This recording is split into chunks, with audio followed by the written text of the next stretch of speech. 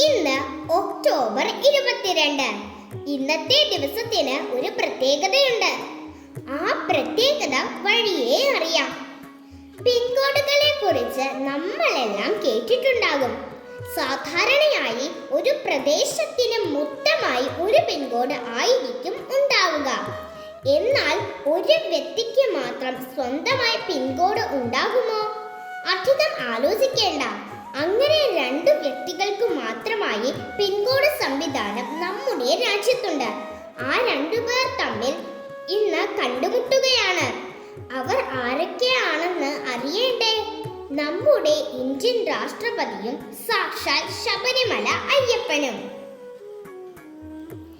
ഇന്ത്യയിൽ സ്വന്തമായി തപാൽ പിൻകോഡുള്ള 2 പേർ ശബരിമല അയ്യപ്പനും ഇന്ത്യൻ പ്രസിഡന്റുമാണ്.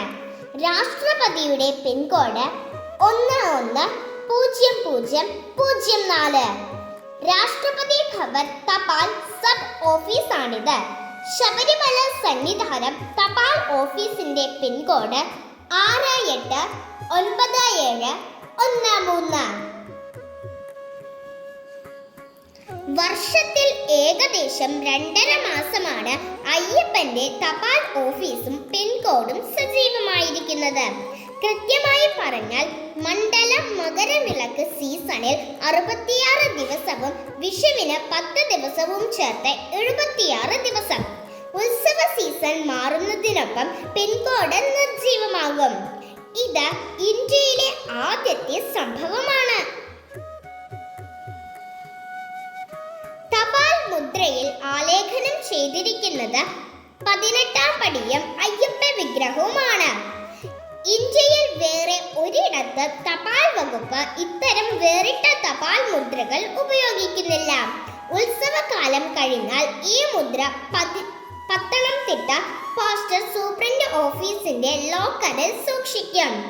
അടുത്ത മണ്ഡല മകരവിളക്ക് സീസണിലാണ് ഈ മുദ്ര പുറത്തിറക്കുന്നതും വെളിച്ചം കാണുന്നതും.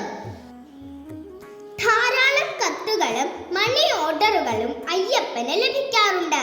ഉദ്ദിഷ്ട കാര്യലാഭം, പ്രണയ സാഫല്യം, ഗൃഹപ്രവേശനം, വിവാഹം തുടങ്ങിയ ക്ഷണക്കത്തുകൾ, മറ്റ് ആകുലതകൾ, പരാതികൾ തുടങ്ങി പലതും കത്തുകളിലൂടെ ഭക്തന്മാർ അയ്യപ്പനെ അറിയിക്കാറുണ്ട്.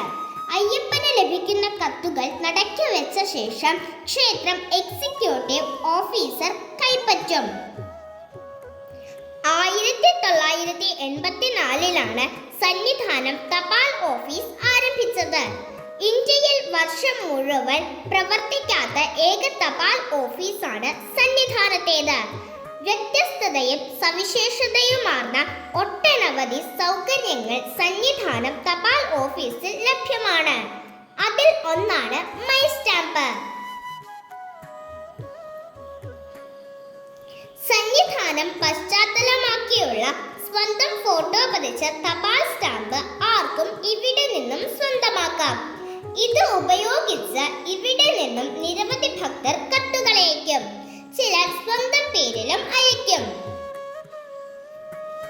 വീട്ടിലെത്തുമ്പോൾ അയ്യപ്പ മുദ്ര പതിച്ച കത്തു കിട്ടുന്നത് പുണ്യമായി കരുതുന്നവർ